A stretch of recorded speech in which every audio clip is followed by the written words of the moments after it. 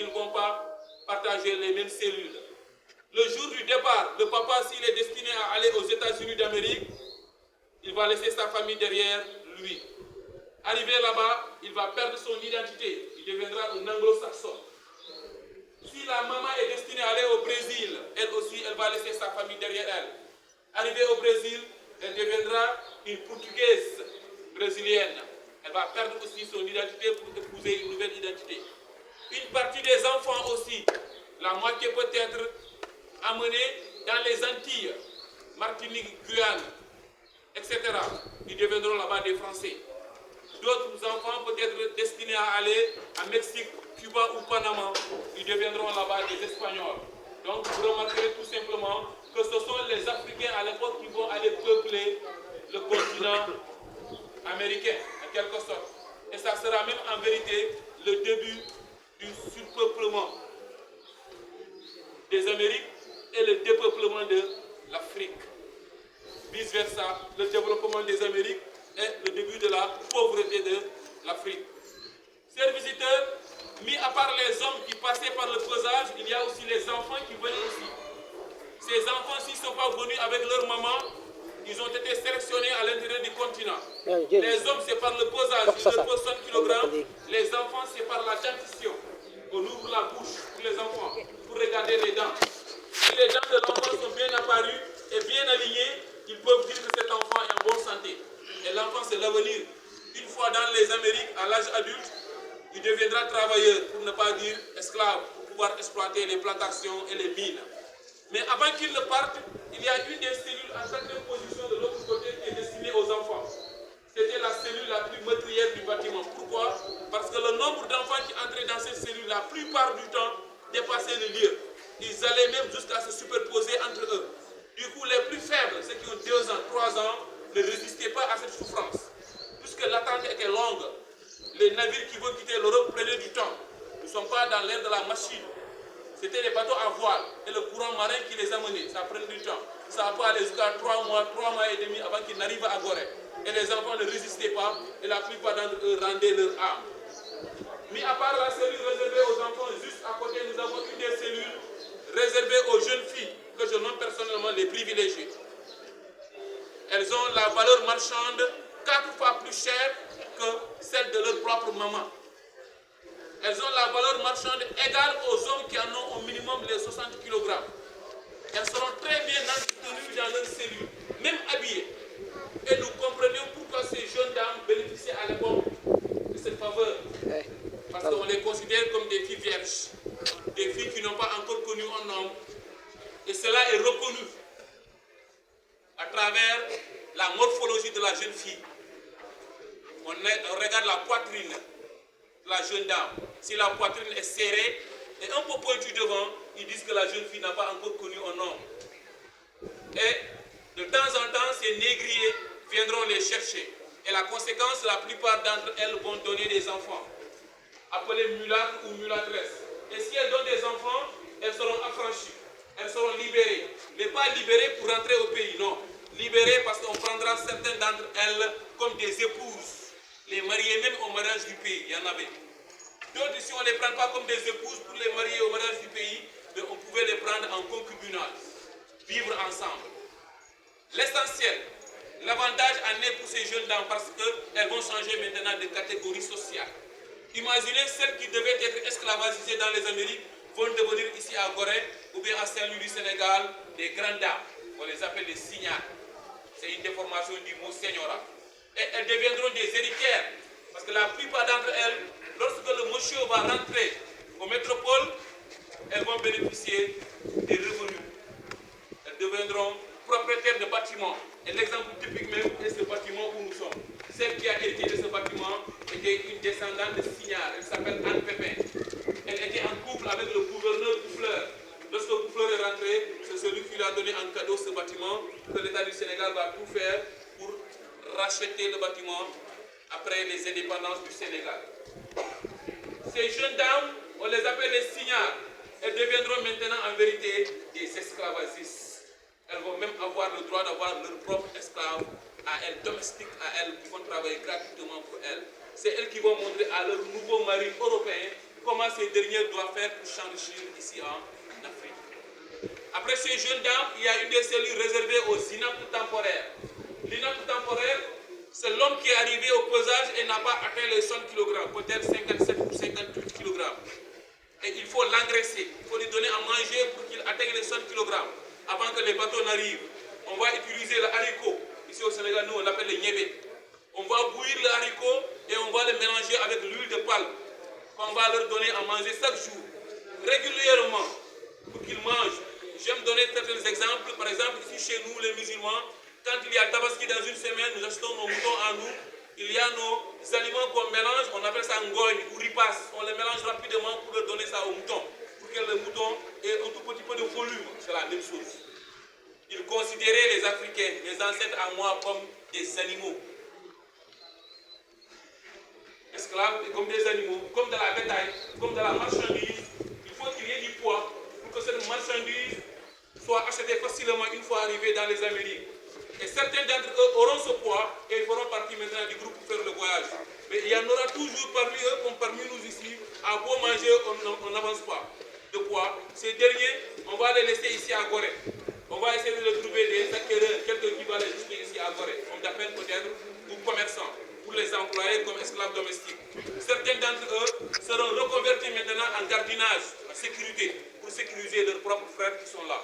Comme cela a existé durant la colonisation, ce sont les Africains qui ont été utilisés pour sécuriser la colonisation. Après cette cellule, nous avons ces deux petites cellules-là qui sont là avec nous, là où je suis et là où vous êtes. Ces deux petites cellules ont été réservées aux récalcitrants, ceux qui s'est révoltés. C'est une fierté pour nous, arrière-petit-fils d'esclaves. Cela montre tout simplement que nos aïeux à nous n'étaient pas des peureux. C'est des gens qui réclamaient leur liberté, tout le temps. Et ce sont ces derniers dans ce bâtiment qui perturbaient le bâtiment. Maintenant, pour les punir, on va les insérer dans ces petites cellules. Mis à part les mineurs, les petits enfants qui sont là, les adultes que nous sommes ici, personne ne peut entrer ici et se mettre debout dedans, c'est pas possible. Et c'était exactement la même chose à l'époque. On ne soit ici que des hommes qui ont la taille plus de 1,50 m, forts et robustes. Et si c'est eux qui ont eu à décoller, on va les insérer dans ces petites cellules. Et le gardien, leur propre frère à eux, l'ordre lui a été donné de fermer la porte après. Ce n'est pas son problème à l'intérieur que ces gens-là vont. La douleur qu'ils vont subir dedans, ce n'est pas son problème à lui. À l'intérieur, ils seront comme des animaux, bien sûr, superposés entre eux, comme des enclos, en quelque sorte.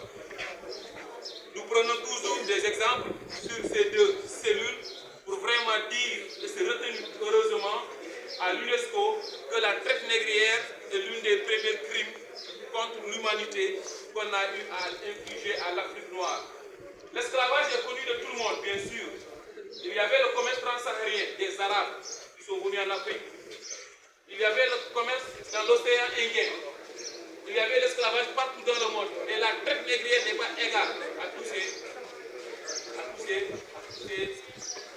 fléaux en quelque sorte. La traite négrière en a triplé. Heureusement, la plupart des célébrités de ce monde connues sont venues à l'anonymat. Il y en a des célébrités partout. Mais ceux qui étaient là connus ont retenu que la traite négrière, bien sûr, est l'une des premiers crimes contre l'humanité. Et l'exemple que nous aimons donner de tout le temps est l'exemple du pape Jean-Paul II que nous aimons beaucoup. Il était là en 1992 et il avait demandé à l'époque aux conservateurs de ce bâtiment de faire libérer le protocole pour que lui seul s'insère dans ses petites cellules pour sentir un tout petit peu la souffrance de la traite négrière. Et les contemporains ont dit que lorsque le pape est entré dedans, il est resté dedans quelques minutes. Et lorsqu'il est sorti, le pape est parti directement à la porte de l'aller sans retour. Il n'a pas pu retenir ses larmes. C'est à partir de là qu'il a demandé pardon à toute l'humanité. Son ami de l'autre côté, Nelson Mandela, était là aussi. Lui, à son tour, il a demandé la réconciliation et le pardon entre les peuples du monde.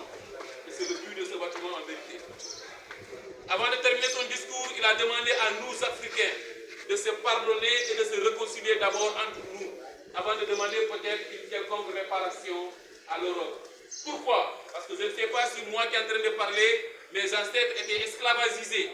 Je ne sais pas si mes frères qui sont devant moi, leurs ancêtres étaient des aristocrates, des rois et des princes. Si c'est connu entre nous, est-ce qu'il n'y aura pas de haine c'est à nous d'abord de se pardonner entre nous, de se réconcilier entre nous, avant de demander une dette à payer.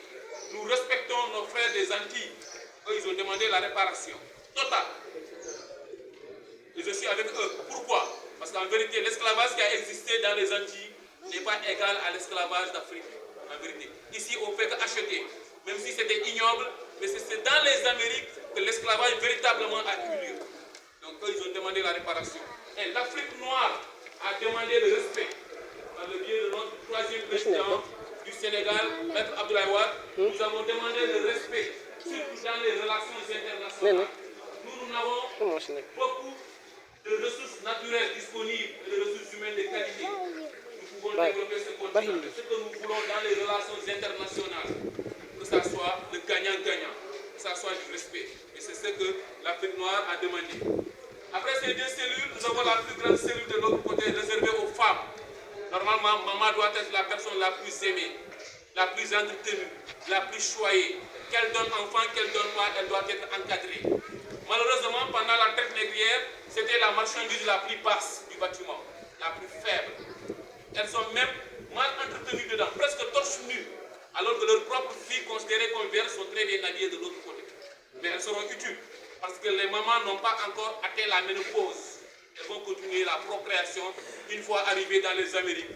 Malheureusement, on ne va pas leur donner le temps de tomber amoureuses à un homme pour faire un enfant. On va leur mélanger rapidement avec d'autres hommes pour avoir beaucoup de mecs, pour pouvoir exploiter les champs et les mines en quelque sorte. Après cette cellule, vous avez cette voie qui mène directement à la porte de l'allée sans retour. C'est la porte de l'Adieu, la porte du dernier jour d'existence des captifs ici à Gorée, pour ne pas dire en Afrique. Le jour où ils vont traverser cette porte, ils vont dire bye bye à toute l'Afrique. Ils vont contourner l'île parce que les Amériques c'est là. Et il a été retrouvé dans les archives nationales du Sénégal qu'à l'époque le voyage ne dépassait pas un mois. Alors qu'il n'y avait pas de la machine. Ça signifie tout simplement que l'île de Gorée est la partie de l'Afrique la plus proche des Amériques, des Antilles et du Brésil. Et c'est l'une des raisons pour laquelle la plupart des nations européennes de cette époque se concurrencient pour l'occupation de l'île de Gorée. C'est sa position géographique et sa position stratégique sécuritaire.